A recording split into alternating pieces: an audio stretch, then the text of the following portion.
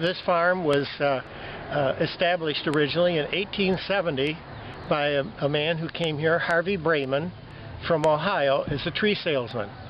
He's selling fruit trees, and he saw this site as good land for growing peaches because it had white oak and hickory trees on it. It was sandy loam soil with some clay loam, and he considered that to be a good peach site.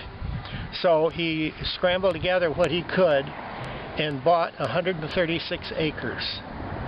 And within a few years was doing well enough that he built the barn in 1881 and he built the house in 1884. That all came out of the ground. And he made a name for himself as a successful fruit grower. I have many newspaper items from the period when his wealth is referred to, or the success of his farm. And it's interesting, in 1910 there was an item in the Grand Rapids paper about the success of this farm, the money that has been made on this one farm, and about what a future there is in the fruit industry in this area. Well, I guess it became known then that this Harvey Brayman was going to retire. He was 70 years old and the farm was going to be sold. It happens that my grandfather apparently came to visit a boyhood friend who was living in Grand Rapids, and possibly incentivized by this story about the money in this farm and that it was for sale, because my grandfather bought it. My dad had grown up on a farm at Macedonia, Ohio. That's between Cleveland and Akron, and had graduated from Hiram College, where his sister had graduated previously. His mother had been a teacher there at Hiram College, and her two sisters also. And so Dad was expected to be a teacher. But after he had taught 1 year before he was 22 years old, he decided that he was too young and did not want to teach anymore, and announced he was not going to teach. So that was when my grandfather apparently came here and found this farm for sale and bought it. So my dad came directly here for a new occupation at the age of 22.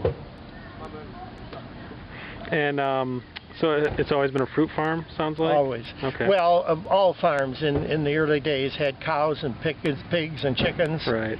And grew a little of everything. They had to feed their horses and their cows. And they specialized after that period. Okay. Actually, specialization was probably done by my grandfather in the Schaefer family in the 1920s and 30s and 40s. When did the market open? I had always had a hired man. I worked with my father all of my life, and my dad lived to be 99, was not able to work the last few years, but was very active until into his 90s. So I worked with him, and we had one hired man that we depended on very much. Well, when he retired and my dad was not able to help anymore, I decided if I was going to keep this farm, I had to do more than just grow apples to sell wholesale.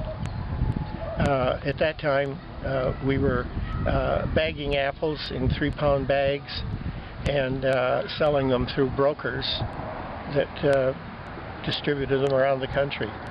And there was nothing left after we had paid our expenses. So in 1971, a young man who was working for me went with me, and we toured farm markets in the Detroit area. And we both decided if they could build cider mills, we could too.